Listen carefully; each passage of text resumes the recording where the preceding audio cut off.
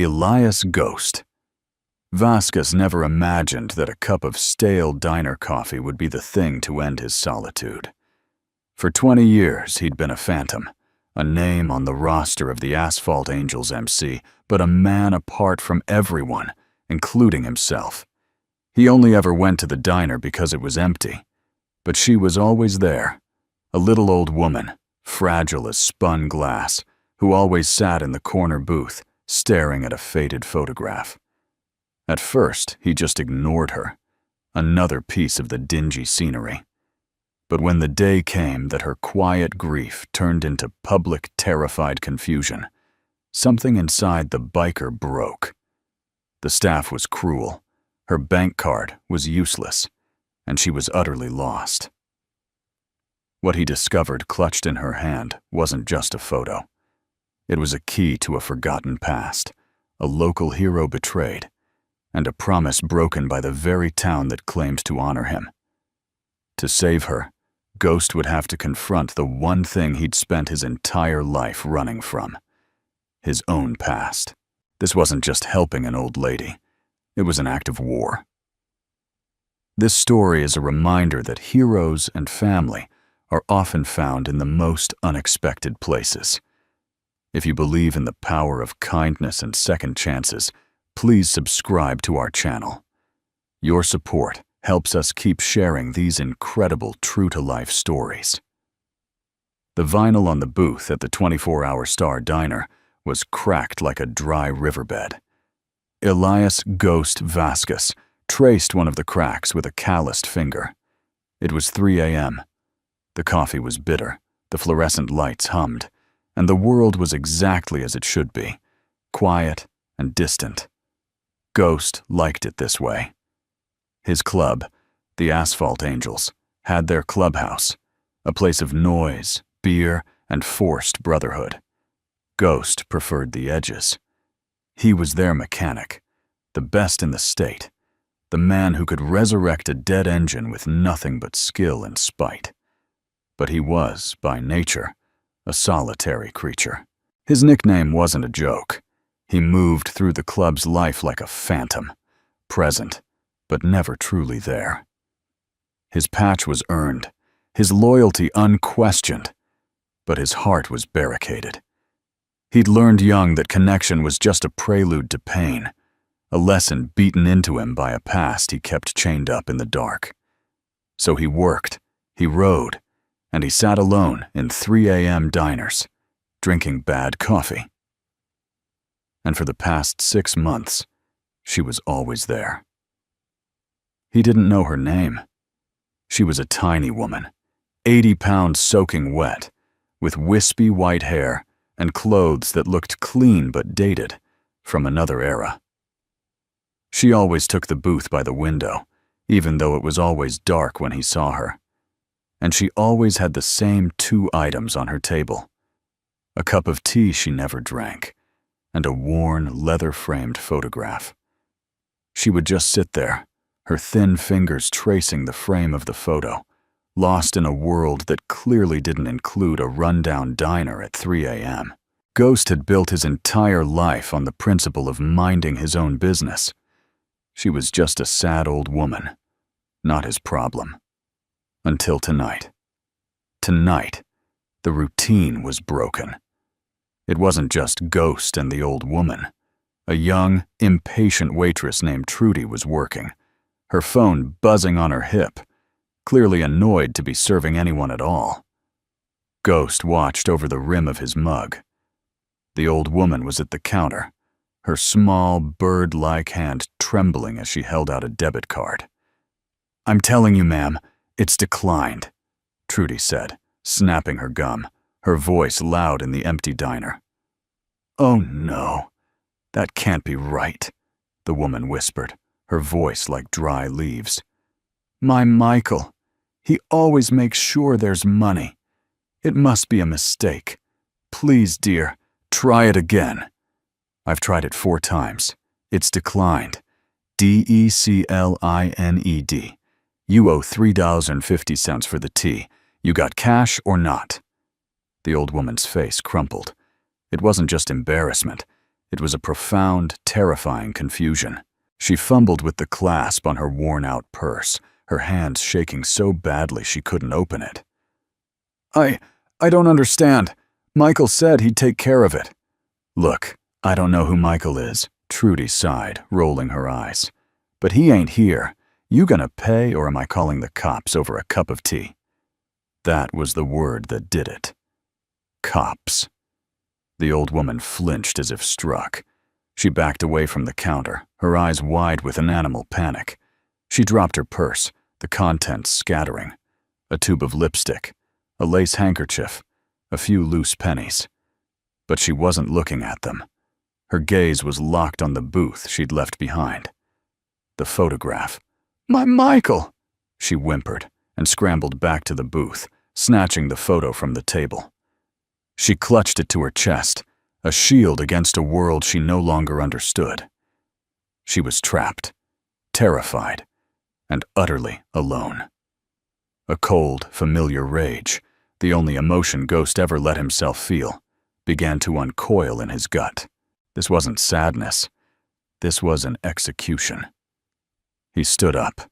The legs of his chair scraped against the tile, a sound like a gunshot in the quiet room. Trudy jumped, her hand flying to her chest. She hadn't even realized he was there.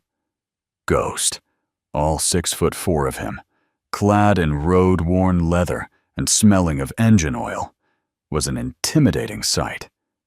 He walked to the counter, his heavy boots making no sound. He dropped a $10 bill on the counter. For her tea, he growled, his voice a low rumble. And for mine.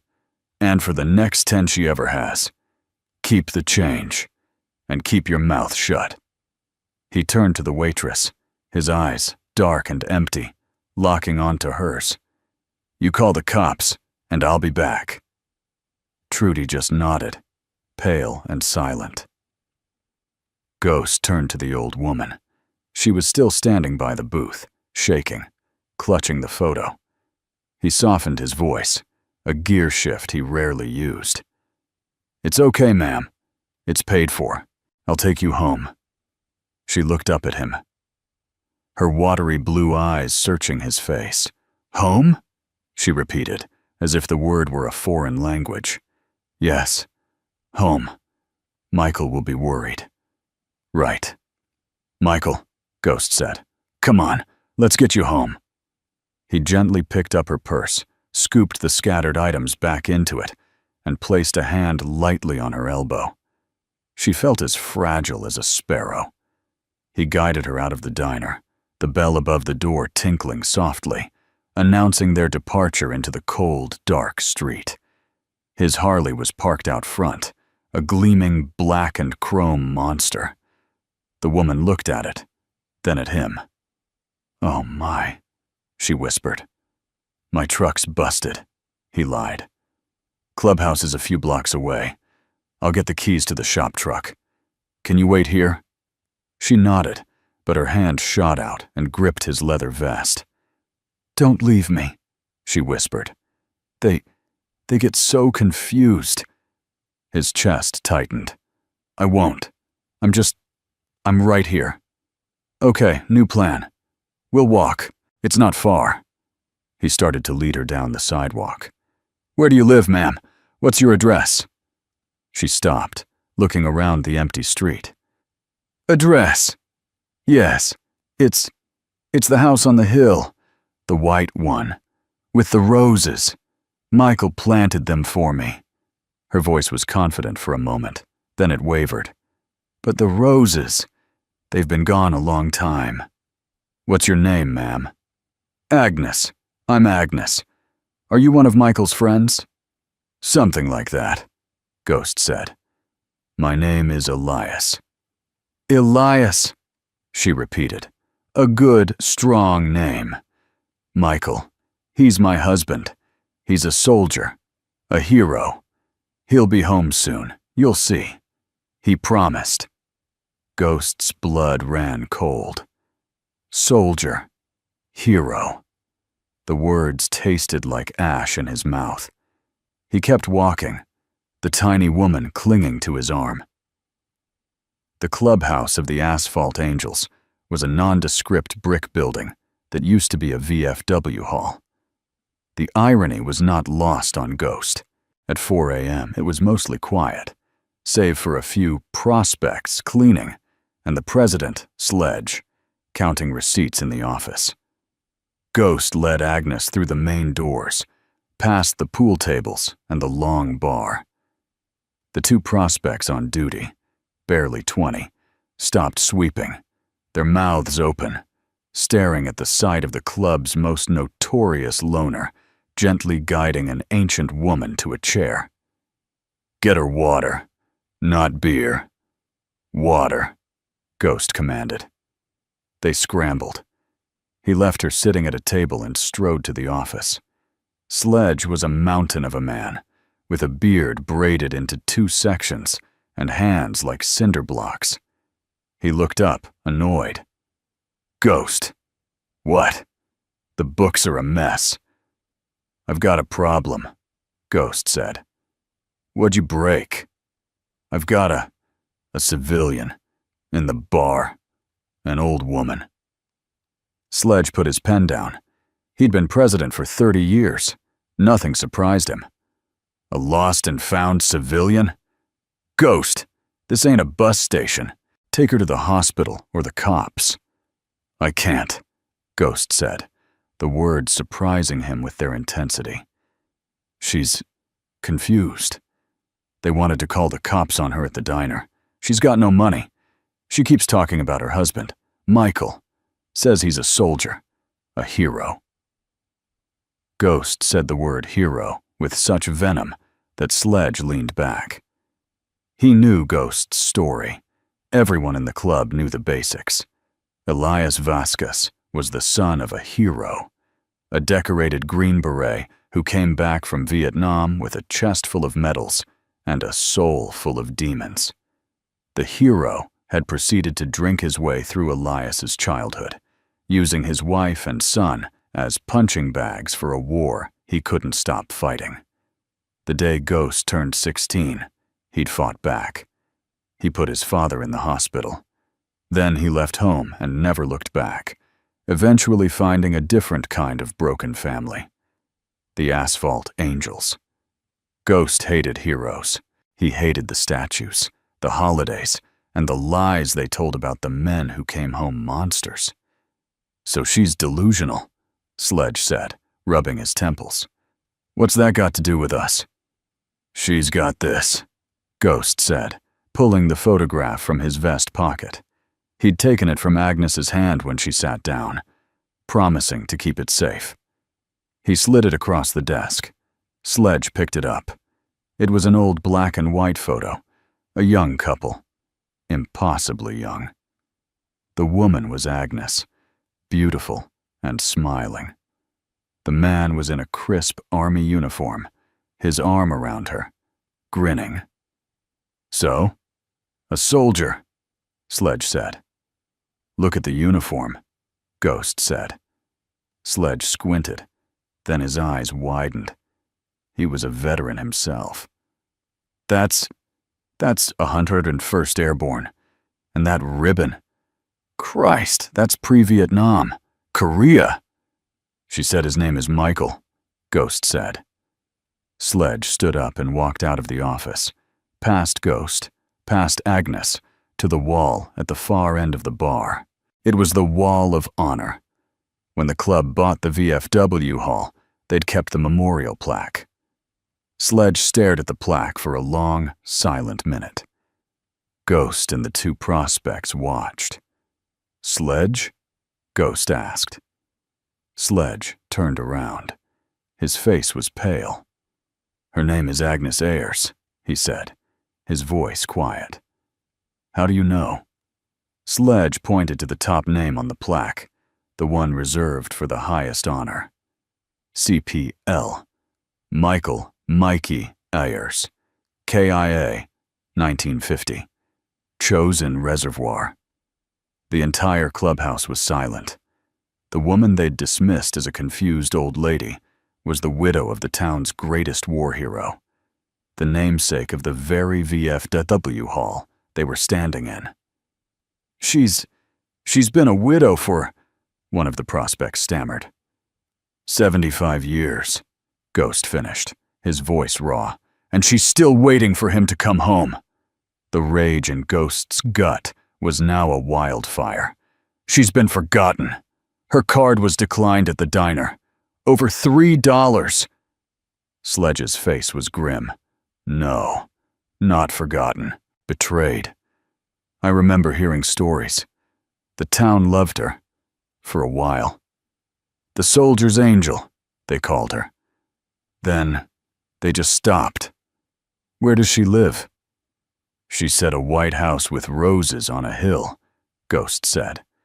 Sledge knew the one. Ayers Hill. The town gave her that house. In perpetuity, the papers said, for her sacrifice. "Let's get her home," Sledge said. They got the shop truck. Sledge drove. Ghost sat beside him, and Agnes sat between them, clutching the photo, which Ghost had returned to her. She seemed calmer now, surrounded by the quiet strength of the two men. They drove through the sleeping town to Ayers Hill, but the house they found was not the shrine Ghost expected. It was dark. The white paint was peeling, the porch was sagging, and the roses were long dead, just thorny brambles. A large, bright orange sign was nailed to the front door. Ghost got out of the truck. He walked up the broken path and read the sign under the beam of his phone's flashlight. "Notice of condemnation. This property is unsafe for human habitation." He felt Sledge come up behind him.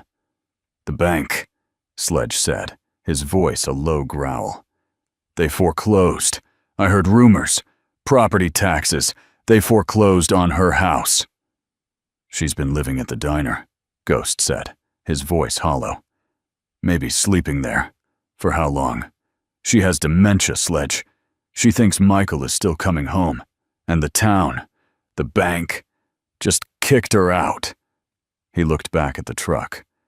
Agnes was asleep, her head resting on the window, a tiny, frail refugee. "This," Ghost said, tearing the condemnation notice off the door. "This is not gonna stand." "No, it's not," Sledge agreed. "Bring her back to the clubhouse. Put her in the guest room. She's our guest. And tomorrow, we go to war." The next days were a blur. Agnes, safe in the clubhouse's surprisingly clean guest room, was looked after by the prospects and their old ladies, the wives and partners of the members. She was fed, clothed, and, for the first time in years, safe. She seemed to blossom, telling stories of her Michael to anyone who would listen. But for Ghost and Sledge, the battle had begun. Sledge called Viking, the club's lawyer. Viking, a biker with a law degree from Yale and a personal hatred for banks, dove in. He discovered the town had forgotten the in perpetuity clause. The bank had preyed on Agnes, capitalizing on her confusion to seize the property for pennies on the dollar, planning to tear it down for luxury condos. Ghost, meanwhile, was a different man. He was no longer a phantom. He was a fury. He'd put his tools down. He was on the phone, calling in favors, pulling old records, working with Viking. And he was talking to Agnes. He'd sit with her in the evenings, after the chaos of the day. He'd listen. She didn't talk about a hero. She talked about a boy. He had the kindest eyes, she told Ghost one night, her own eyes far away. "Everyone talks about the soldier, but I remember the boy. He was terrified to go. He didn't want to be a hero. He just wanted to be my husband. He told me, 'Aggie, no matter what, I'll come home to you.' And I've just been waiting." Ghost found himself telling her about his own father, not the hero part, just the bad parts, the anger, the pain. It was a confession he'd never made to another living soul. Agnes just patted his tattooed hand. He was just a boy, too, Elias. A broken one. The war breaks them. Michael, he was afraid of being broken. I think maybe it was a blessing he died a hero, so he could never become a monster. Ghost felt something crack inside his chest. A 75-year-old wall of ice beginning to thaw. Viking's legal assault was a masterpiece. He didn't just sue the bank, he sued the town for negligence. He leaked the story to the press. Town forgets war, hero's widow. Bank seizes home. The public outcry was deafening. The bank, facing a PR nightmare and a lawsuit they couldn't win, folded. They dropped the foreclosure, cleared the debt, and, under threat from Viking, donated $50,000 to a new veterans fund.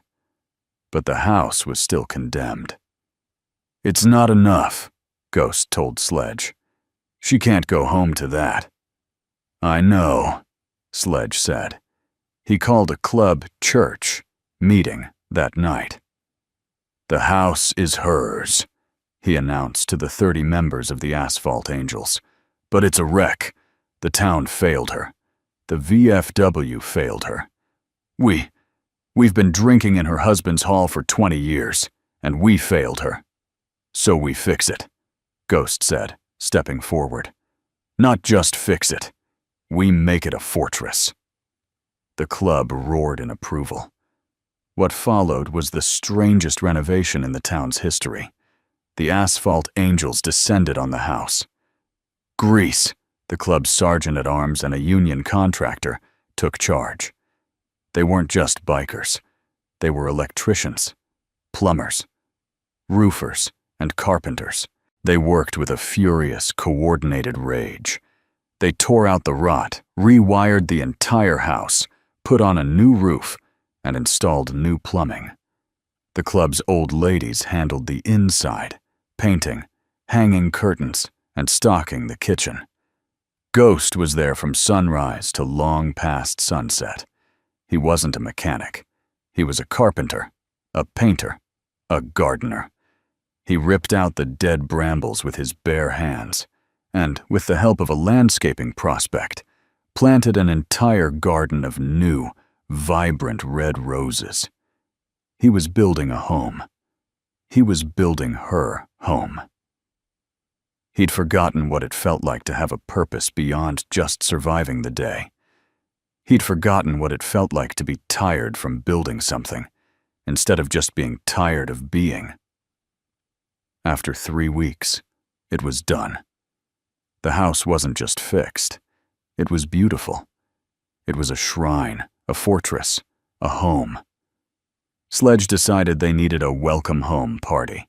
The entire club, all their families, and even a few sheepish town council members, dragged there by Viking, were gathered on the lawn.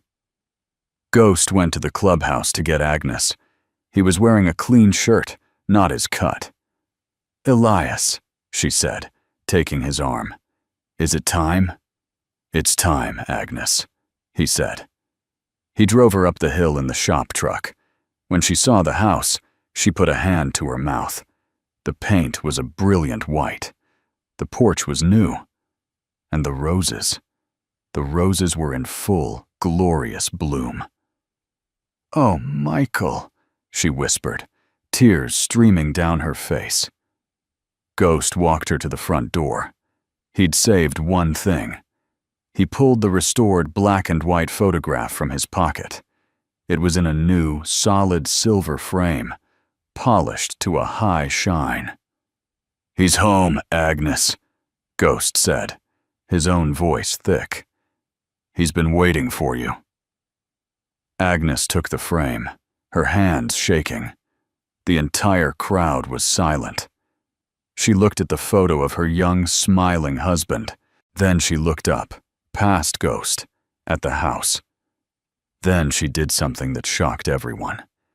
She turned to Ghost, her eyes clear and sharp, the dementia fog momentarily lifted by the sheer power of the moment. She reached up and touched his rough, bearded cheek. "Michael would have loved you, Elias," she whispered, so only he could hear. "You have his eyes, that same kindness, that same fire." And Elias Ghost Vasquez, the man who hadn't shed a tear since he was 16, the phantom of the asphalt angels, stood on the porch of the house he had rebuilt and wept. He didn't hide his face. He didn't turn away. He just let the tears fall, a 75-year-old dam of grief and pain finally breaking. Agnes didn't flinch. She just held his hand. He wasn't a ghost anymore. He was home. That night, the club partied on the lawn, a protective, roaring circle of engines and brotherhood around the house. Ghost didn't join them. He sat on the porch swing with Agnes, the new frame in her lap, watching the stars come out, feeling the peace of a war finally won. If this story moved you, please subscribe to our channel. We are dedicated to sharing more stories like this, stories that prove heroes aren't just names on a wall, they're the people who show up. And let us know in the comments where you're watching from. It's always inspiring to see how far these stories of hope can travel.